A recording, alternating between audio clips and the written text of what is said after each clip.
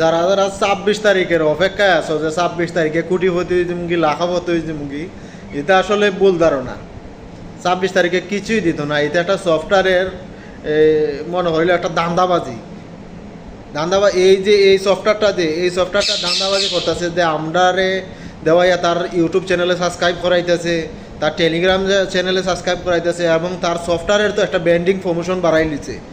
এতটুকুই, আর কিছু না। আপনারারে মনে করিলাম এটা সাধারণ, তাও টেকা দেয়, যদি বাইসে দেয়ও তো নাম মাত্র মনে হইলা আপনার 1 মিলিয়ন কয়েনে, 1 মিলিয়নে কয়েনে আপনার $5 $10 এরকম দিব। $5 $10 কিরে ভাই, বাংলা 400 টাকা। এটা লাই আপনার এত কষ্ট, দিন রাত কষ্ট করণ লাগবো।